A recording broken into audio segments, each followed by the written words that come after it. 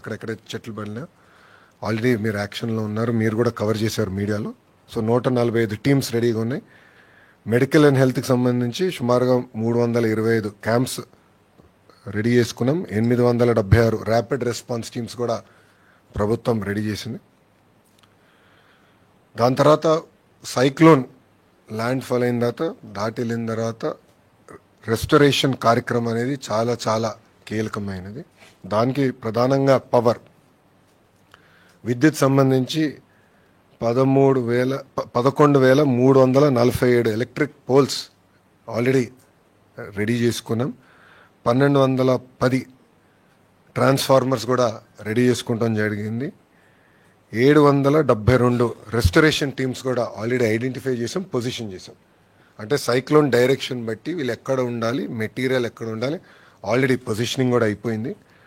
Hospitals కూడా current అందించాలి యుద్ధ ప్రాతిపదికంగా అనేది ఒక నిర్ణయం తీసుకున్నాం. తగిన చర్యలు కూడా తీసుకుంటాం. ఆర్ఎన్బికి వచ్చే గల 7,289 అంటే జేసీబీలు, క్రెయిన్స్, వెహికల్స్ కూడా ఏర్పాటు చేసుకున్నాం. ఎందుకంటే ఎక్కడన్నా బ్లాకేజ్ అయినా ఇమీడియట్గా రెస్టోర్ చేయాలి, ట్రాఫిక్ ఎలాంటి ఇబ్బంది ఉండకూడదని అది కూడా టీమ్స్ రెడీ చేసుకుంటాం జరిగింది. తాగునీరు సంబంధించిన వాటర్ ట్యాంకర్స్ పొజిషన్ చేసుకున్నాం. సిపిడబ్ల్యూ స్కీమ్స్, ఎందుకంటే తిట్లీ దగ్గర నేను నేర్చుకుంది అప్పుడు గతంలో పంచాయతీరాజ్ గ్రామీణాభివృద్ధి శాఖ మంత్రిగా పనిచేసే కనుక కరెంటు పోయినప్పుడు ప్రధానంగా ఇంపాక్ట్ అయ్యేది సిపిడబ్ల్యూ స్కీమ్స్. ఆ రోజు మేము అనుకున్నాం జనరేటర్లు ముందే పెట్టుంటే భలే ఉండేది, రిస్క్ అయ్యేది, ఇంత ఇబ్బంది వచ్చిండేది కాదు కదా అని.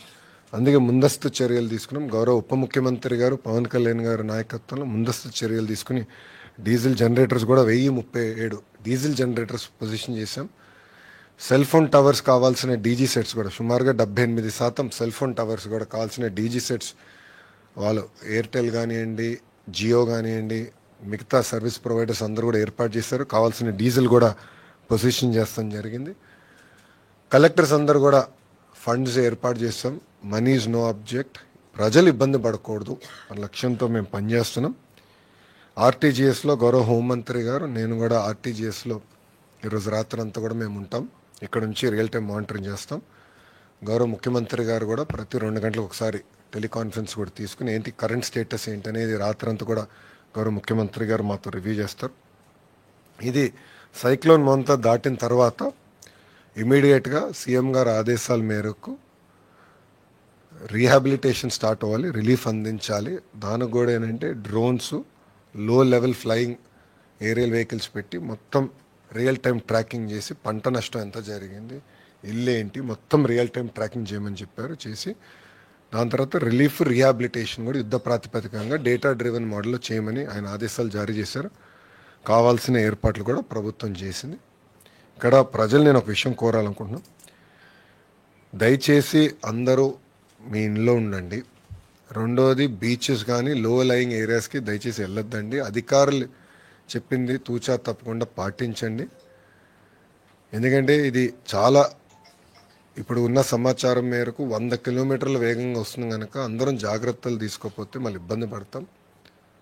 ఇప్పటికీ మీడియా మిత్రులు మీరు కూడా కవరేజ్ చేస్తున్నారు, మీరు కూడా ప్రజల్లో చైతన్యం తీసుకొచ్చే విధంగా మీరు కూడా న్యూస్ ఆర్టికల్స్ చేస్తున్నారు, నేను మానిటర్ చేస్తున్నాం, పాజిటివ్గా బిల్డ్ చేస్తున్నారు.